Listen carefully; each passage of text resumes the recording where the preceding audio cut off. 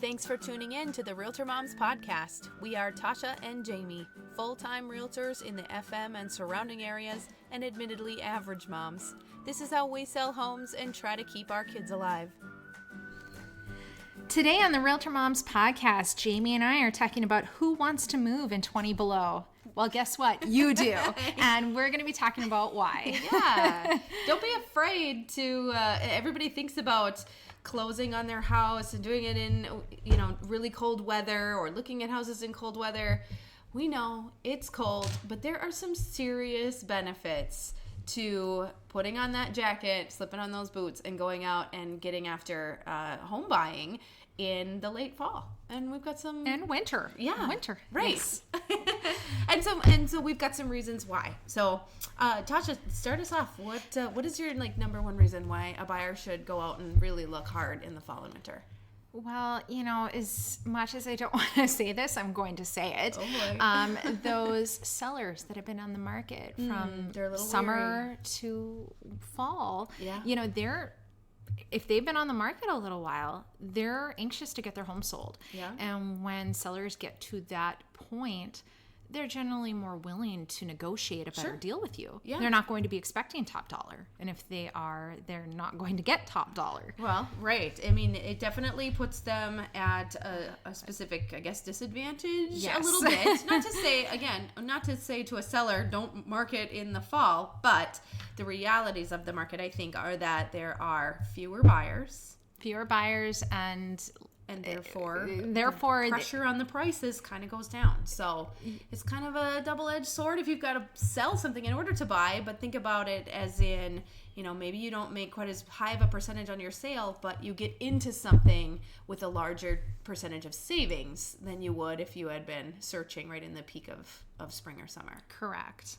The one thing I will say, though, is if you are putting your house on the market, there is less active competition because there's less people listing their house that time of year. That's true.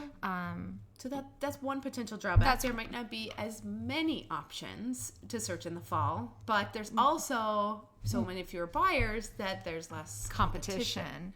And with less competition, then buyers can feel a little more comfortable in making informed decisions, not feeling rushed. They can sleep on it versus in the spring when we tell people if you sleep on it, you won't sleep in it because it'll be gone. Yes. So you have some time to make a well-informed decision. Mm-hmm. And how about this year? I mean, this year rates are really super low. Well. Really well. Really low. Really, they're great right now. They are, and it's across all different finance types. If you're looking into your purchasing power or how much money that you can buy because your interest rate is so low, you'd be surprised how much more house you can purchase with a similar payment as if it were, several points higher at a different year. So yeah, rates right now, 2019, are pretty exceptional. I had some people that were looking to.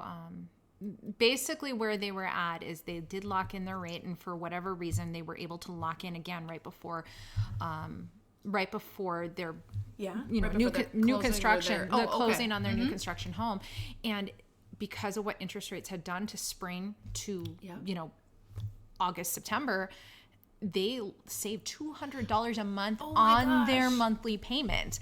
That is a lot of money. That's a lot. I had some folks who were purchasing a property, and for whatever reason, the closing just was delayed. It was actually because of a septic system, and it just kind of kept getting delayed and delayed. Not anybody's fault. We were waiting on the county, and they were backed up too.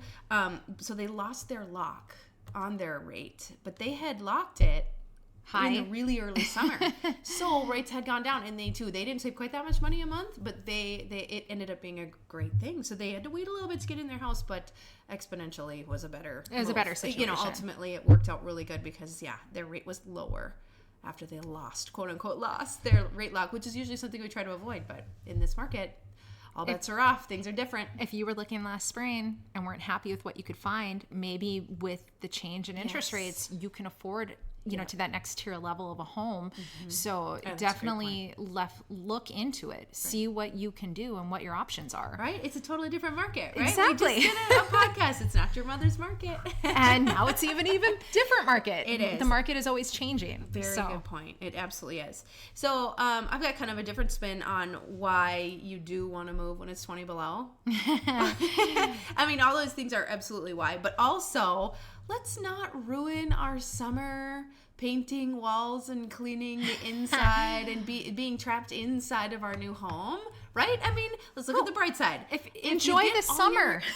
Well, okay, maybe your friends who are going to help you move or your family is a little less busy now, and they might be more available to help you move between now and March, because we're not all at the lakes every weekend, and we're not all going to 40 birthday parties and weddings and anniversaries and all these other playing golf events. every weekend. Or playing golf every weekend. Or going to the lake. Like now, you can use these winter weeks that seem to drag on forever. Oh, around here they do. Yeah. Ooh. With doing your interior work and, getting things prepared and just getting things just the way you want in your new, whether it's brand new or new to you, home. And then you can focus on outdoor stuff when the weather gets nice.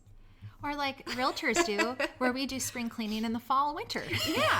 Like I was doing this last weekend. There you go. And another thing too, speaking of inside and outside, in Lakes Country right now, it's kind of nice. You can see where the weeds grow. Early spring, it's kind of hard to tell exactly where all that's going to be. So when you get into the fall, it's not frozen yet. Well, some lakes are kind of starting to, but the leaves have fallen off the trees. You can kind of see your property boundaries a little bit easier. That applies to rural property and lake property. And also, especially with obviously lake property, you can kind of get a feel for where the rushes grow, where the weeds are, where it's clear. And that's kind of an added bonus. Yeah, an advantage to looking in the fall.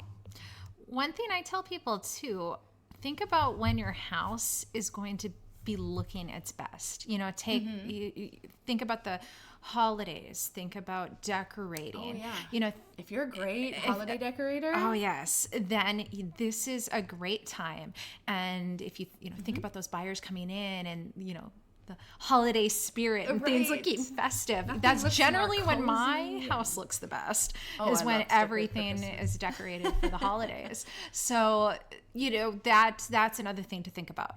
One thing I say too is the buyers that are generally looking this time of year, you're not getting a lot of people just looking on the fly or for fun. The people that are looking are serious. They are serious buyers. Yeah, they are going to make a purchase, most likely. They are, there's a lot less tire kickers, I guess would be one way to put it. Yes, who exactly. Decide to start their search right now. So that can both be advantageous for other buyers, again, less competition, and for serious sellers, because the people who are making those appointments are legitimately planning a move in the real near future.